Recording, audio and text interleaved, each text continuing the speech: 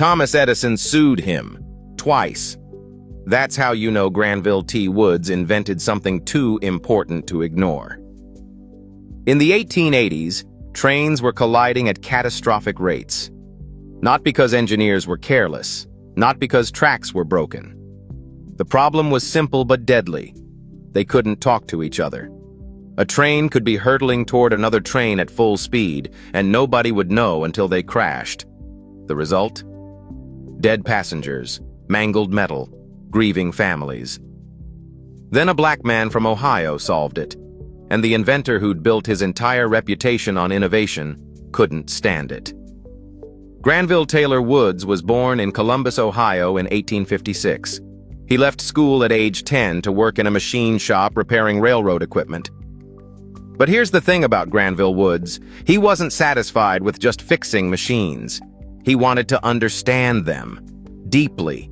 So he did something incredible.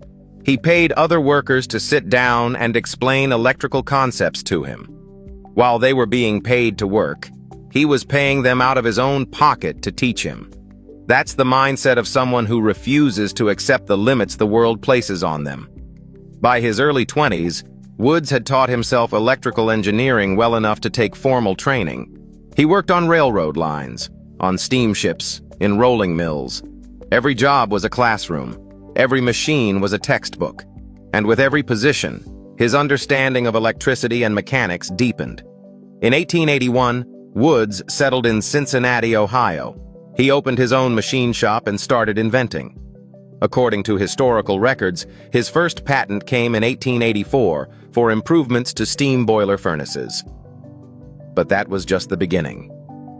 On November 29, 1887, mark this date, Granville T. Woods patented the Synchronous Multiplex Railway Telegraph. Let that name sink in. This wasn't just a gadget. This was the future of transportation safety. Here's what it did. For the first time in history, moving trains could communicate with station masters. For the first time, dispatchers could know exactly where every train was at every moment. One train heading toward another? The dispatcher would know. They could send a signal. They could prevent the collision before it happened. According to the U.S. Department of Transportation historical records, Woods's invention provided for greater safety and a decrease in railway accidents. That's historical documentation. That's not speculation. That's fact. But the invention was so important that others tried to claim credit. Thomas Edison, yes, that Thomas Edison, the most famous inventor in American history, filed a patent claim saying he invented the railway telegraph first. Edison had billions in capital. He had corporate backing.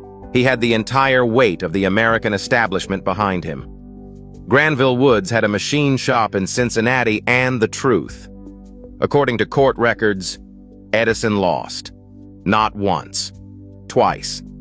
Woods proved through witnesses and documentation that he'd created the invention in 1881, while Edison couldn't prove anything earlier than 1884.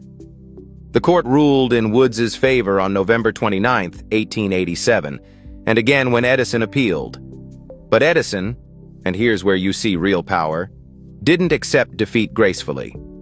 Instead, he did something that shows Woods' invention was genuinely revolutionary. Edison offered Woods a prominent position in his engineering department. Translation: "We can't beat you, so join us." Woods said no. He wanted to remain independent. Between 1884 and 1903, according to historical documentation, Granville T. Woods held 27 patents. Some sources say he eventually held over 50. He invented improvements to steam boiler furnaces, automatic air brakes, overhead electric conducting systems that powered trolleys and trains, and the third rail system that became the foundation of modern electric transit. In 1892, a complete electric railway system was operated at Coney Island using Woods's technology. By 1888, systems based on his overhead electric conducting lines were being installed in cities like Chicago, St. Louis, and New York.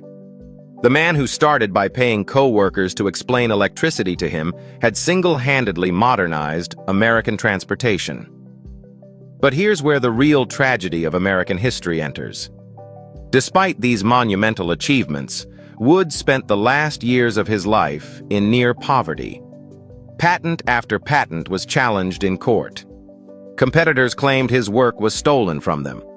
He was forced to sell many of his patents to white-owned corporations like Alexander Graham Bell's company and Westinghouse because as a black inventor, he couldn't get capital to market them himself.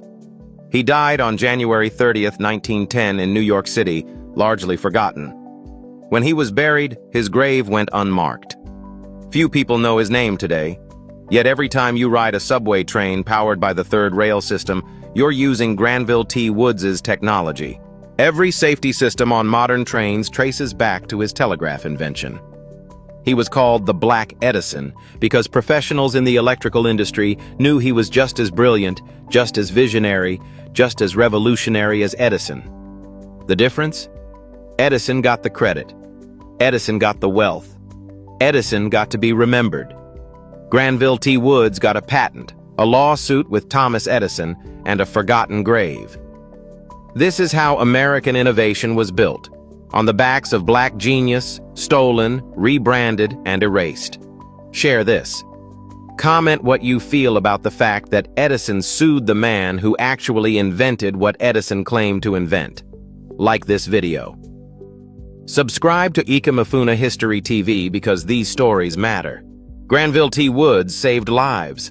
The least we can do is remember his name.